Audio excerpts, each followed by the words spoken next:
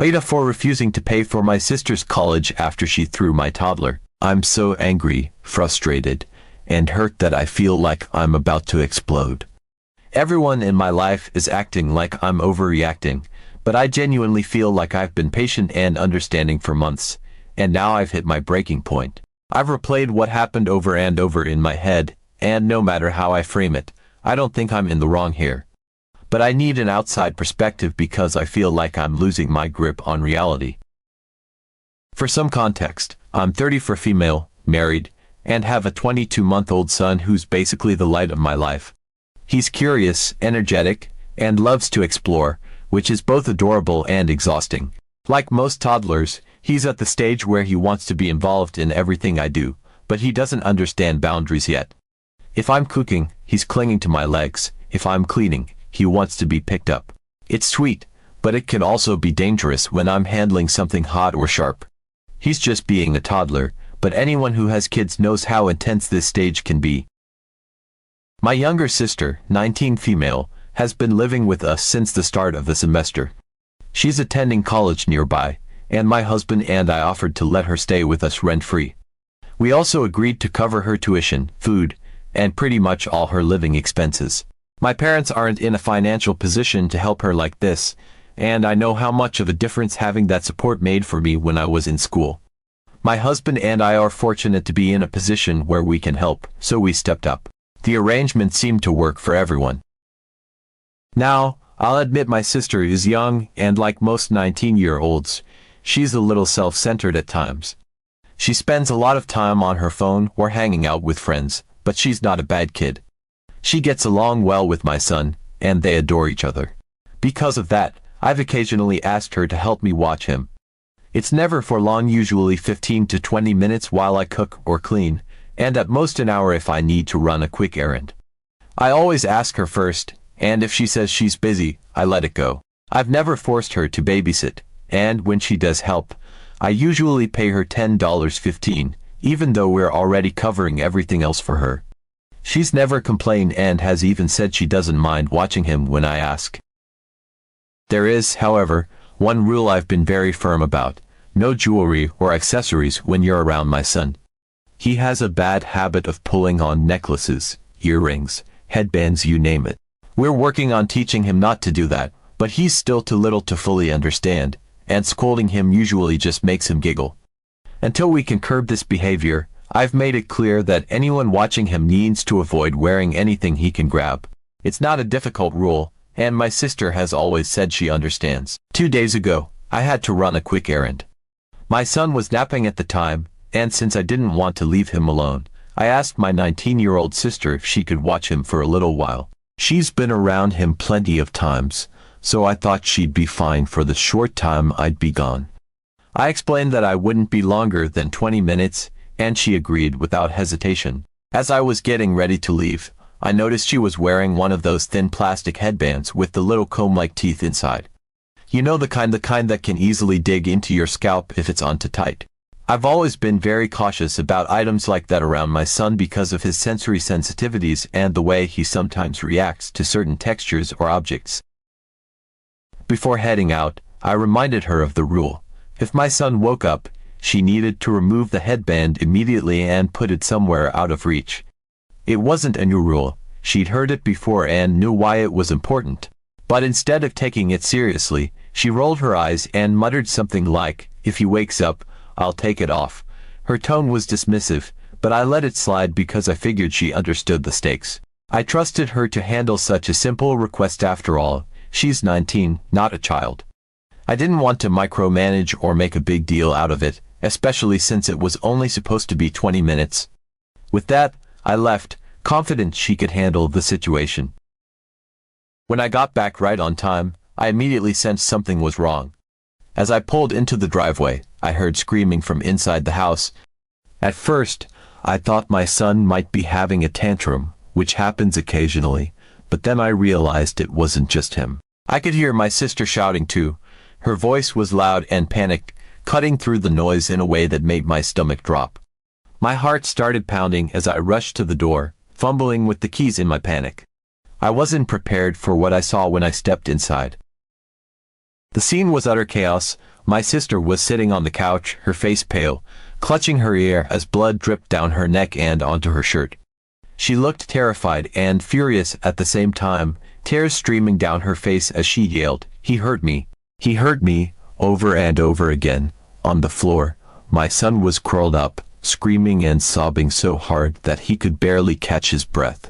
His cries were raw, the kind that come from a place of pure pain and fear. My gaze darted between them, trying to make sense of what had happened. Then, I noticed the blood on my son's head. His hair was matted, and there was a deep, ugly gash on his scalp that made my stomach twist. For a moment, I was paralyzed, caught between my instinct to check on him and the sheer shock of seeing so much blood.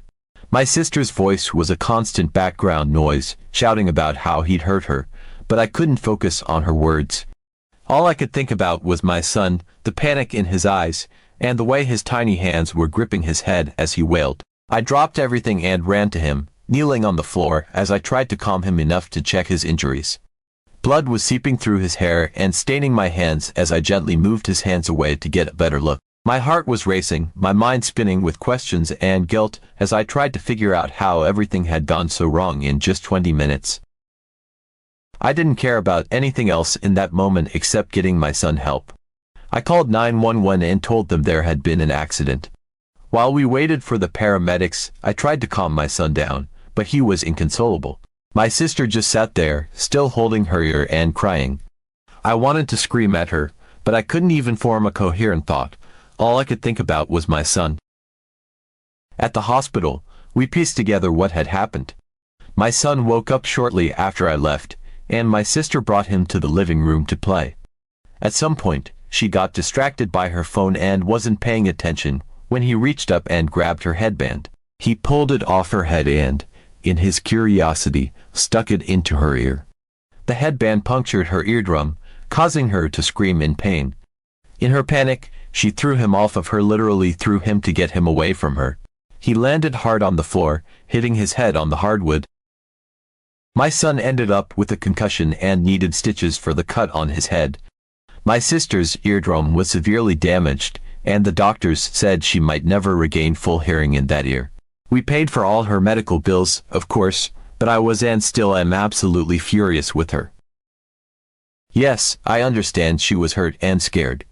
But who reacts like that to a toddler? He's a baby. He doesn't understand that he hurt you. She knew his tendencies. She knew not to wear accessories around him. And if she couldn't handle the situation, she could have called me or even just put the headband out of reach like she said she would. Instead, she ignored my rule, got distracted, and then reacted violently when something went wrong. When we got home, I told her she needed to move out. I didn't yell or lose my temper, but I was firm. I also told her that after this semester, we would no longer be paying for her tuition or other expenses. My husband fully supports my decision.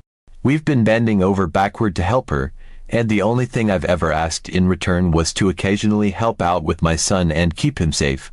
She failed to do that in the worst way possible. Now, my family is acting like I'm the villain. My parents think I'm being too harsh and that I should forgive her because it was an accident. They've even said I shouldn't have trusted her with my son in the first place because he's not her responsibility. But if she didn't want to help, she could have just said no. She's an adult, she had a choice, and she agreed to watch him. I'm not expecting her to be a full-time nanny. I'm just asking for basic common sense. So, Reddit, am I the asshole for asking her to move out and cutting off her tuition? Everyone around me seems to think I'm overreacting, but I feel like I'm just holding her accountable for something that could have been avoided if she'd listened to me in the first place. Update 1. Now that I've had a bit of time to calm down and reflect, I want to clarify a few things that might help provide more context. I realize I was writing in the heat of the moment, and my emotions were clouding my ability to give a full picture of the situation. I still stand by my decision to ask my sister to move out, but I also want to address some of the comments and questions people have raised. First, about the financial arrangement. My husband and I were only planning to pay for the first 2 years of my sister's schooling. This was something my parents did for me when I was in college, and it was always intended to be a temporary form of support to help her get on her feet. Covering all 5 years of her schooling was never on the table. It simply wouldn't be feasible for us financially, and that was understood from the beginning.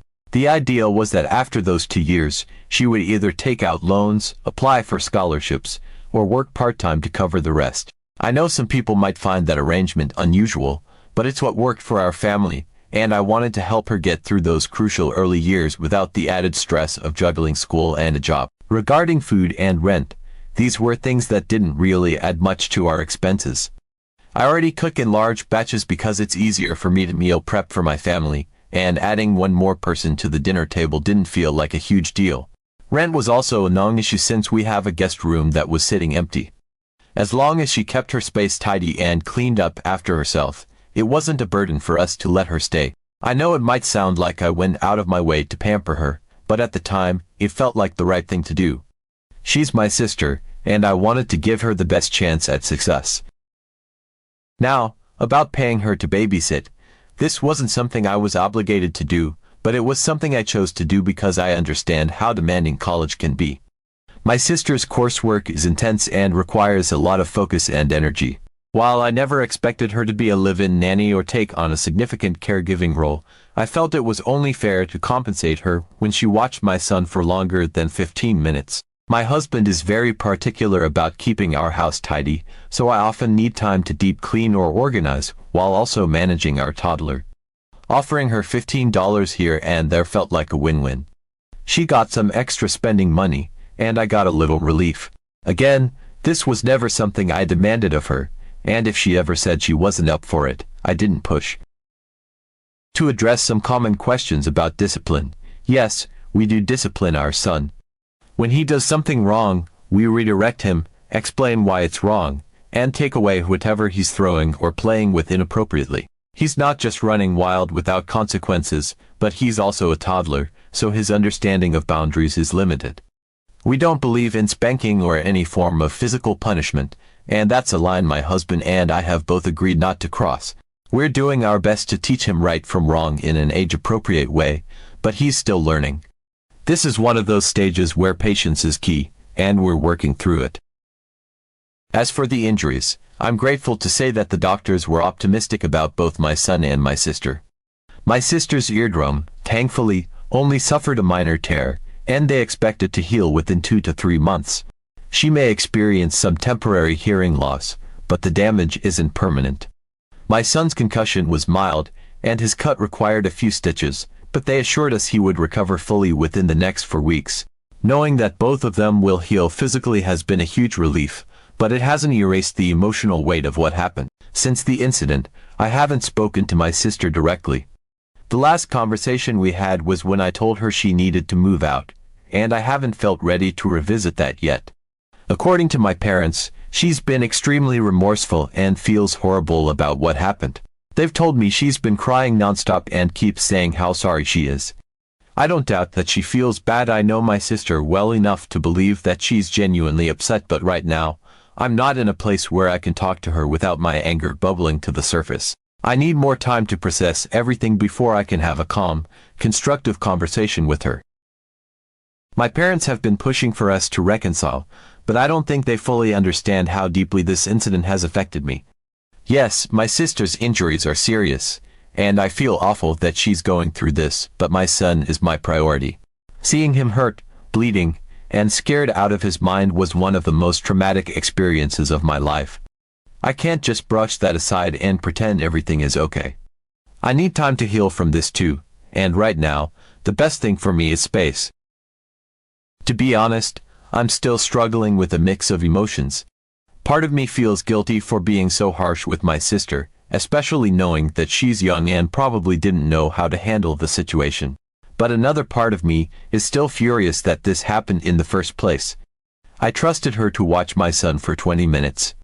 I gave her clear instructions about the headband, and instead of being proactive, she ignored my warnings, got distracted by her phone, and panicked when things went wrong. I can't just sweep that under the rug and act like it's no big deal. I hope we can find a way to move forward eventually, but it's going to take time. For now, I'm focusing on my son's recovery and trying to restore some sense of normalcy in our home. This whole situation has been a nightmare, and I just want to put it behind me as much as possible. If there's one thing I've learned from this, it's that setting boundaries even with family is crucial. I thought I was being generous and supportive by letting my sister live with us and covering her expenses, but maybe I didn't set clear enough expectations from the start. I don't regret helping her, but I do regret not addressing some of these issues earlier. If nothing else, I hope this experience will be a wake-up call for both of us. Update 2. It's been a few months since the incident, and while it was one of the most emotionally exhausting periods of my life, I can finally say that things have settled down.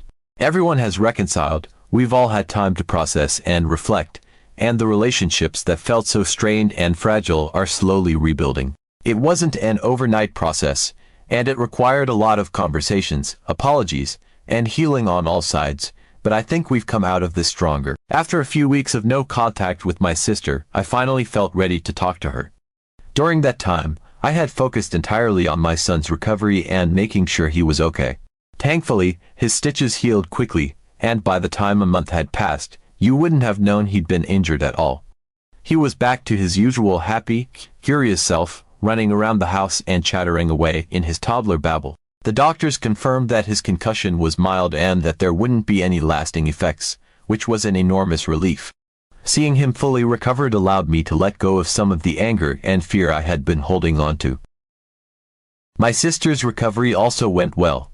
Her eardrum healed within the time frame the doctors predicted, and she regained full hearing in that ear. My parents kept me updated during the weeks we weren't speaking, and while I wasn't ready to talk to her at the time, I did appreciate knowing she was okay. They told me how remorseful she had been, how she cried every time she thought about what happened, and how much she wished she could take it back. I knew they were trying to mediate and pave the way for us to reconcile, but I wasn't ready yet. When I finally reached out to her, it wasn't an easy conversation. I was still hurt and still had a lot of unresolved feelings about what had happened, but I also knew I couldn't hold on to that anger forever. She was my sister, and despite everything, I loved her. When we talked, I could tell how deeply sorry she was.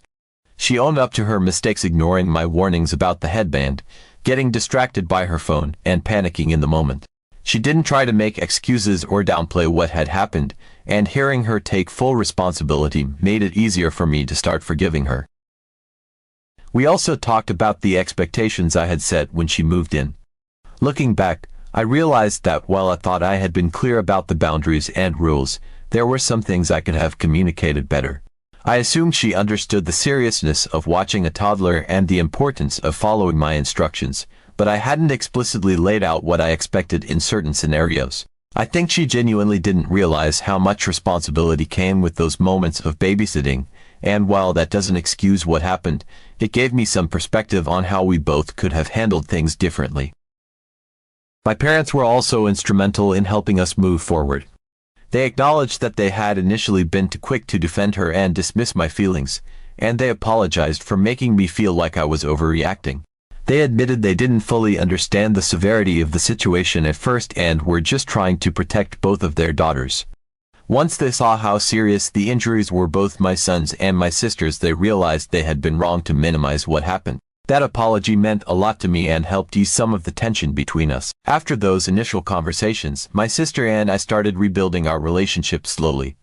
She moved back home with my parents after leaving our house, which gave us both the space we needed.